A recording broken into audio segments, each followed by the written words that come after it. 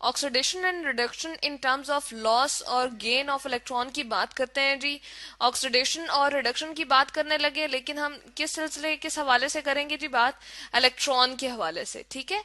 Electron या तो loss हो रहा होगा या फिर गेन हो रहा होगा किसी भी केमिकल रिएक्शन में। जैसे कि अगर मैं जर्नल से एक यहाँ पर केमिकल रिएक्शन लिखूं कि मैंने लिया कोई एक एलिमेंट, ठीक है, इसके अंदर एक प्रोटॉन मौजूद है, ठीक है, जिसके ऊपर कितना चार्ज है जी? हमारे पास प्लस चार्ज है, और एक इलेक्ट्रॉन मौजूद है जिसके ऊपर नेगेटिव चार्ज होता है। तो दोनों एक दूसरे को बैलेंस कर रहे हैं। प्रोटॉन यूजुअली न्यूक्लियस में हमारे पास अवेलेबल है और इलेक्ट्रॉन बाहर ऑर्बिट में रिवॉल्व कर रहा होता है।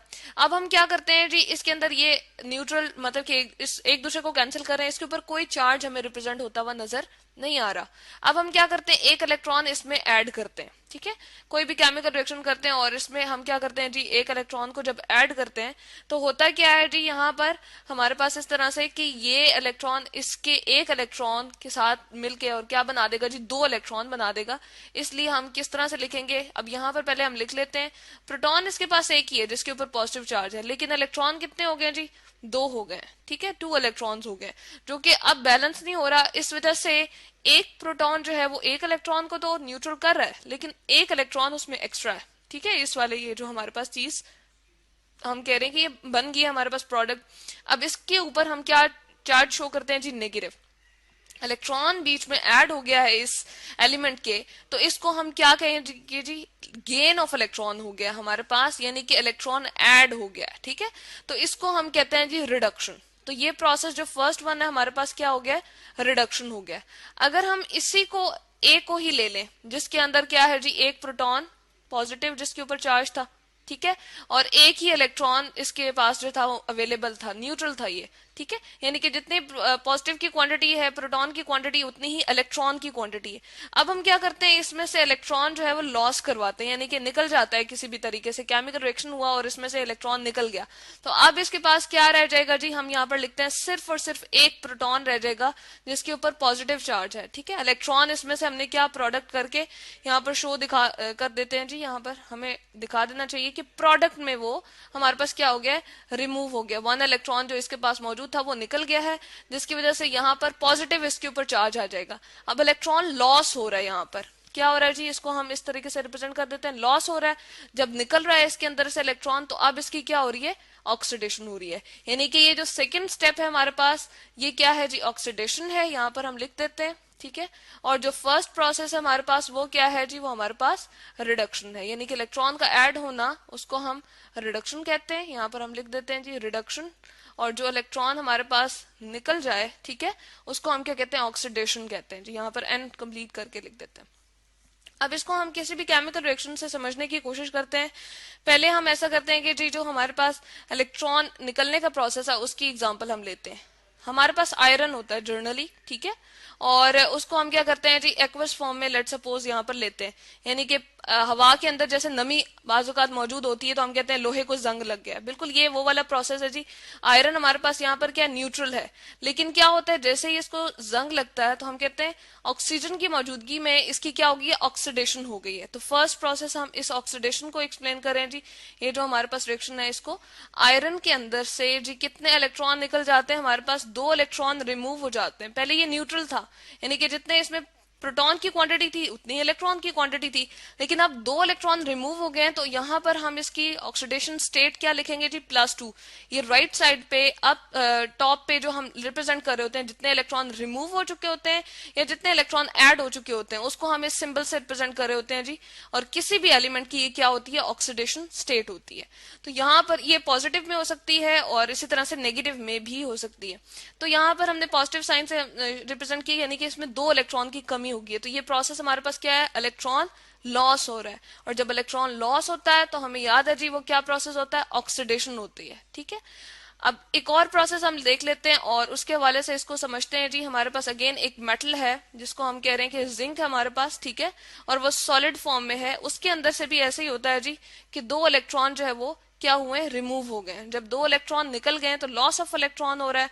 अगेन इसको हम किस तरह से रिप्रेजेंट करेंगे, पहले ये न्यूट्रल था, इसमें इलेक्ट्रॉन और प्रोटॉन की क्वांटिटी बराबर थी एक एटम के अंदर, लेकिन यहाँ पर दो इलेक्ट्रॉन के निकलने की वजह से इस पे प्रोटॉन की क्वांटिटी ज्यादा हो गई, यानी कि पॉजिटिव चार्ज जो इसके न्यूक्लियस में मौजूद होगा उसकी क्वांटिटी बढ़ जाएगी, और दो इलेक्ट्रॉन चूंकि रिलीज हो गए हैं इसके शेल में से, तो इसलिए इसके ऊपर पॉजिटिव चार्ज आ गया।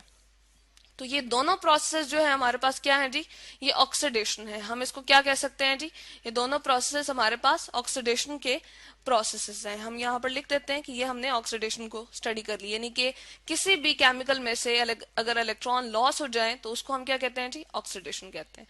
अब हम दो ऐसे रिएक्शन ले लेते हैं जिसमें क्या हम स्टडी कर लेंगे जी, रिडक्शन को स्टडी कर लेंगे। हमारा थर्ड रिएक्शन आ जाएगा, यानी कि अगर एडिंग ऑफ इलेक्ट्रॉन की बात करें, एडिशन ऑफ इलेक्ट्रॉन की बात करें, यहाँ पर हमारे पास क्लोरीन गैस थी, ठीक है, और उसके अंदर जी हमने दो इलेक्ट्रॉन ऐड कर दिए, शामिल कर दिए उसके अंदर। तो क्या होगा, ये क्लोरीन गैस को जो कि हमारे पास मॉलिक्यूल की फॉर्म में थी उसको किस में कन्वर्ट कर देगी, दो क्लोराइड आइंस में कन्वर्ट कर देगी। यहाँ पर हम लिखते हैं जी Cl नेगेटिव, तो दो क्लोराइड आइन बन जाएंगे। एक इलेक्ट्रॉन एक क्लोरीन के पास चला जाएगा। इनिशियली अगर मैं रिप्रेजेंट करूं तो इनके दरमियान कोवलेंट बॉन्डिंग इस तरह से बनी होती है जी, दोनों एक दूसरे से इलेक्ट्रॉन शेयर, आउटर मोस्ट वाले इलेक्ट्रॉन जो है, जो इसके पास तकरीबन आप कहते हैं कि 7 इलेक्ट्रॉन होते हैं, इसको एक एक इलेक्ट्रॉन पूरा करना होता है ताकि इसका ऑक्टेट कंप्लीट हो, तो 7 इलेक्ट्रॉन की मौजूदगी होती है। यहाँ पर हम चले रिप्रेजेंट कर देते हैं एक के साथ, तो इसने बॉन्ड बना लिया जो कि यहाँ पर हमें नजर आ रहा है। बाकी इसके पास जो है वो 6 इलेक्ट्रॉन मौजूद होते हैं, और यहाँ पर इसके भी क्या है जी, 7 इलेक्ट्रॉन आउटर मोस्ट शेल में, पहले में 2 होते हैं, अगले में 8 होते हैं, और आखिरी वाले में 7 होते हैं, तो 17 इलेक्ट्रॉन वैसे इसके प्रेजेंट होते हैं। कोवलेंट बॉन्डिंग इसने बनाई हुई थी, एक इलेक्ट्रॉन इसके पास चला गया, एक इलेक्ट्रॉन इसके पास चला गया, तो इसको क्लोराइड आइंस में सेपरेट कर देगा, ये बना देगा क्लोराइड आइन 2। तो अब एडिशन ऑफ इलेक्ट्रॉन हो रही है, इसको हम क्या कहेंगे, गेन ऑफ इलेक्ट्रॉन, और इसको हम कहते हैं जी रिडक्शन हो रही है। इसके बाद एक और प्रोसेस हम लेते हैं केमिकल, और उससे इस चीज को खत्म करने की कोशिश करते हैं। समझते हैं जी, 2H+ हमारे पास थे, यानी कि 2 हाइड्रोजन आइन थे जिसके पास सिर्फ और सिर्फ प्रोटॉन था। जैसे कि हमें पता है कि एक ही प्रोटॉन इसके न्यूक्लियस में मौजूद होता है हाइड्रोजन के, और एक ही इलेक्ट्रॉन होता है नॉर्मली इसके शेल में। जब एक इलेक्ट्रॉन वो रिमूव हो गया तो ये किस में कन्वर्ट हुआ है जी, हमारे पास हाइड्रोजन आइन में कन्वर्ट हुआ है, और हाइड्रोजन आइन में सिर्फ और सिर्फ एक प्रोटॉन होगा। यही वजह है कि इसके ऊपर पॉजिटिव चार्ज प्रोटॉन के ऊपर भी होता है, और हाइड्रोजन आइन के ऊपर हम रिप्रेजेंट करते हैं। यहाँ पर हमने 2 हाइड्रोजन आइन दे दिए, ठीक है। ये किसी भी एक्वस आपके पास प्रोसेस में हो रहे होंगे, यानी कि कोई भी केमिकल रिएक्शन चल रहा होगा, तो वहां पर हमारे पास क्या है जी, ये 2 हाइड्रोजन आइंस होते हैं, ठीक है। और इसके अंदर हम क्या शामिल कर देते हैं जी, चलें इसको हम थोड़ा सा इधर करके शो करते हैं। 2 इलेक्ट्रॉन हम शामिल कर दें तो एक हाइड्रोजन आयन को मिल जाएगा पॉजिटिव को, और दूसरा इलेक्ट्रॉन जो दूसरे हाइड्रोजन आयन के पास चला जाएगा, और इस तरह से हमारे पास ये 2 हाइड्रोजन एटम बनेंगे, लेकिन वो फौरन से एक दूसरे के साथ बॉन्ड बना के हाइड्रोजन गैस बन जाएंगे। यहाँ पर हम जैसे कि लिख रहे हैं H2 गैस बन गई। तो अगेन यहाँ पर क्या हुआ है, हमारे पास दोनों प्रोसेस सेम है, गेन ऑफ इलेक्ट्रॉन हुआ है। जब गेन ऑफ इलेक्ट्रॉन होता है तो उसको हम क्या कहते हैं जी, रिडक्शन कहते हैं, जो कि हमने यहाँ पर शो कर दी है। तो इस तरह से हम यहाँ से रिप्रेजेंट कर सकते हैं कि हमारे पास जो गेन ऑफ इलेक्ट्रॉन होता है, ये दोनों प्रोसेस में हमारे पास क्या हुई है जी, रिडक्शन हो गई है, ठीक है। तो इसको हम कहते हैं जी ऑक्सीडेशन। क्या है, जब इलेक्ट्रॉन किसी भी एलिमेंट में से, किसी भी केमिकल में से निकल रहा हो, प्रोडक्ट साइड पे आ रहा हो, और उस पे इलेक्ट्रॉन की कमी वाकया हो रही हो, कम हो रहा हो इलेक्ट्रॉन, तो उसको हम कहते हैं जी हमारे पास क्या हो गया है, लॉस ऑफ इलेक्ट्रॉन हो गया है, इसको हम ऑक्सीडेशन कहते हैं। जब इलेक्ट्रॉन ऐड हो जाए किसी भी केमिकल स्पीशी में, किसी भी केमिकल के अंदर, किसी भी एलिमेंट में, या किसी भी कंपाउंड के अंदर भी, तो उसको हम क्या कहते हैं जी, हम कहते हैं ये हमारे पास रिडक्शन होगी। ये दोनों प्रोसेस हमारे पास एडिशन ऑफ इलेक्ट्रॉन के नजर आ रहे हैं, और इस तरह से ये इनके अंदर ऐड हो रहा है इलेक्ट्रॉन, दोनों इलेक्ट्रॉन दोनों एलिमेंट्स के पास जा रहे हैं, और क्या बना रहे हैं जी, एक दफा क्लोराइड आइन और हाइड्रोजन गैस बना रहे हैं। जबकि यहाँ पर 2 आइंस बन रहे थे, आयरन आइन बन रहा था और जिंक आइन बन रहा था। तो इस तरह से हम कहते हैं कि ये हमारे पास ऑक्सीडेशन हो रहा है, और ये हमारे पास रिडक्शन हो रहा है, क्योंकि इलेक्ट्रॉन इसमें से ऐड हो रहे हैं इसमें, और यहाँ पर इलेक्ट्रॉन रिलीज हो रहे हैं, लॉस हो रहे हैं। तो इसको हम कहते हैं जी oxidation and reduction in terms of gain और लॉस ऑफ इलेक्ट्रॉन।